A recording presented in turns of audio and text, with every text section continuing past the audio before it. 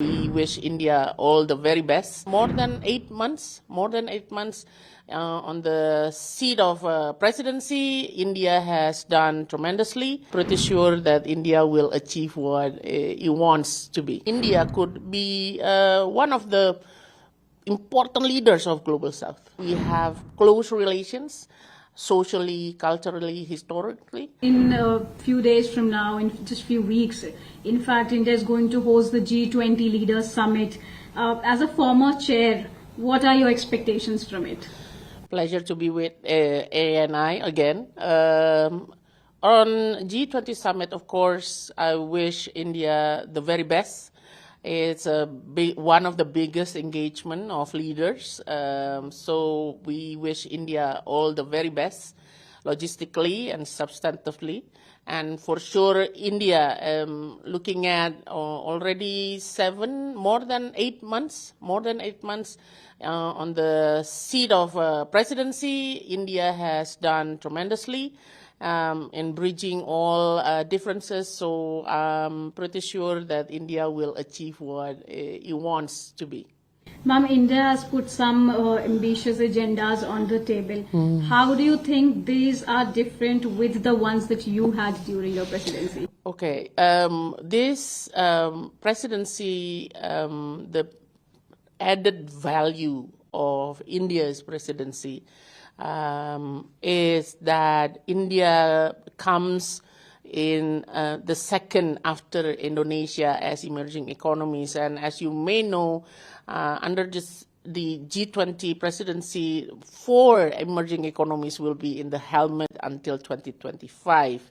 So India's presidency, as we have agreed since being Troika for 1 year almost, we have consultation, coordination to ensure, one, the voice of emerging economies are heard. Second, continuity and convergence of agenda of emerging economies are on table.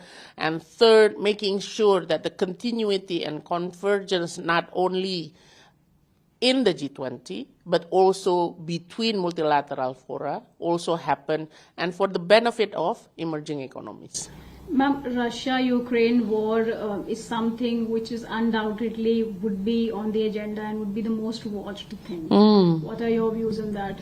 Well, for sure, in Indonesia, hope that the G20 Summit will bring all leaders together on the table.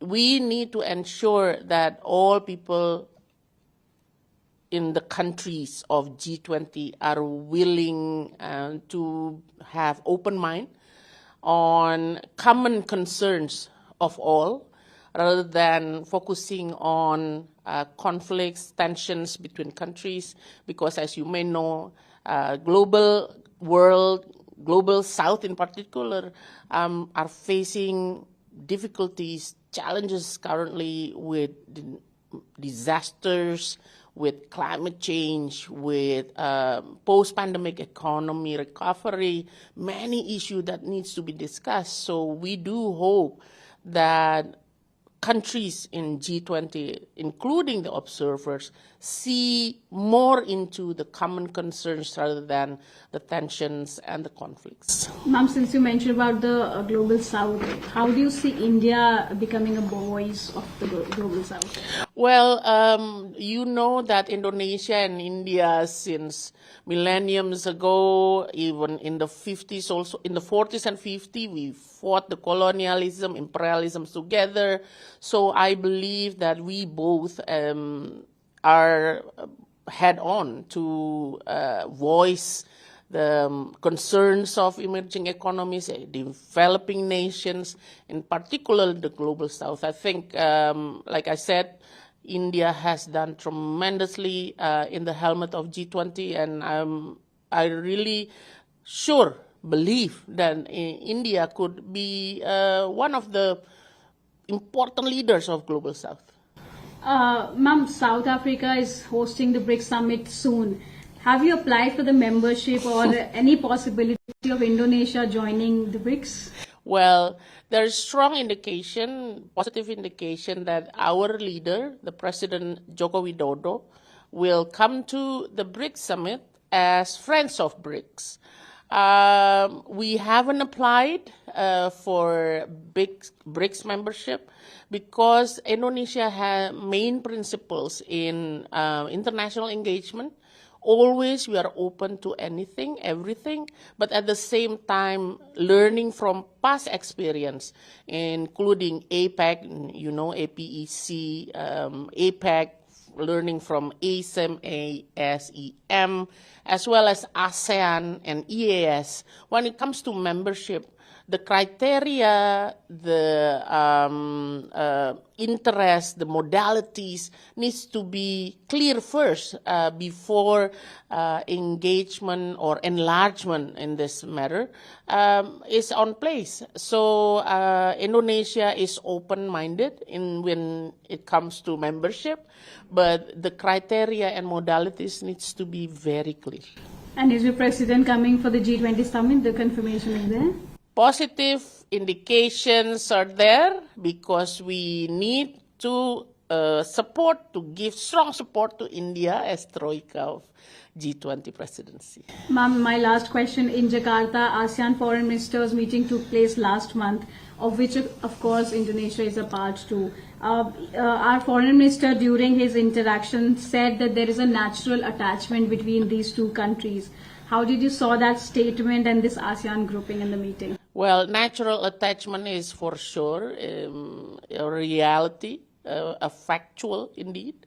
First, you know that we swapped presidency of G20 last year and this year with India. No countries, when it's not close, will swap this kind of thing, the big issue like this. Second, we also see that in ASEAN India, we, as the chair, making sure that there is an elevation of engagement between ASEAN and India. So this chairmanship of Indonesia in ASEAN is to ensure that the elevation of comprehensive strategic partnership between ASEAN and India will be concretized in more implementable programs so that we will make sure that the epicentrum of growth and also where ASEAN and India matters are there. So I think natural means we have in the past, we have close relations, socially, culturally, historically. But at the same time, at the present and future, we need to also ensure that those footprints of the past is going to be a very strong building blocks for the brighter future between Indonesia and India.